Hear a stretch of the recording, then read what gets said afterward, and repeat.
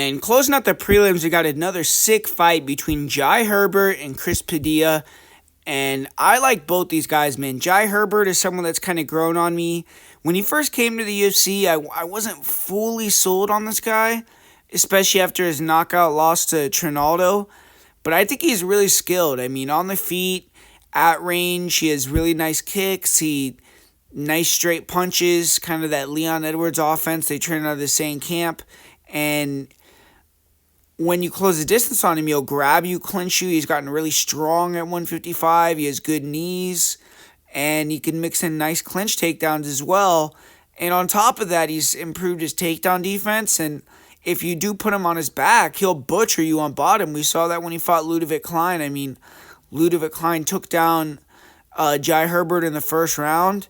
Herbert cut him open and was landing elbows, landing up kicks, and Ludovic Klein didn't take him down for the rest of the fight. So if you take down Herbert, he's going to be throwing up offense off bottom, and on the feet, he's going to have offense at range. And when you close the distance and try to get on the inside on him, he's good at clinching you up and kind of slowing down the pace of the fight that way and using weapons on the inside. But he is hittable over the top. You do see him get hit with punches.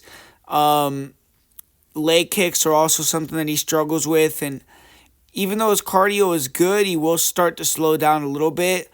We've seen him get knocked out in fights, and he's fairly durable, but I think that he is someone that if you touch him on the button, you can put him down, you can rock him, you can knock him out.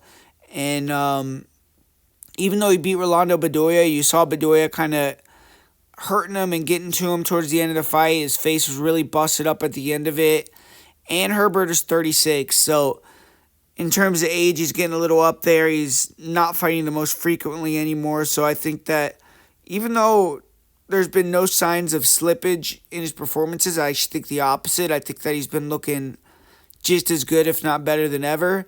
But I think that there could be a time where, and it could be this fight, where he starts to look a little older.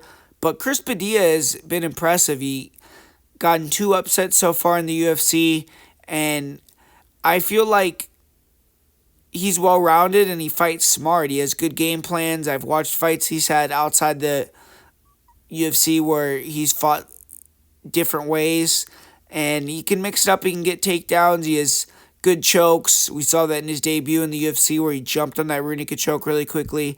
And on the feet, he has nice power. He'll throw elbows. He'll throw knees.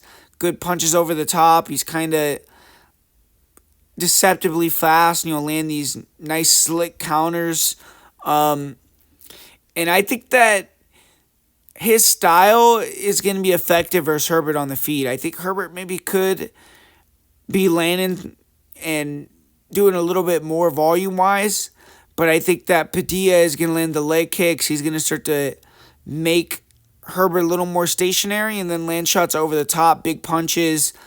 I think he's going to be more durable. I think the elbows can land, the knees, and I think that he's going to knock out Jai Herbert. So Chris Padilla, for me, is going to be the prediction. I think he's going to be able to get another win and continue this great run that he's been on in the UFC. And Chris Padilla, I think, is going to get a finish as well. So give me Padilla to win this one inside the distance.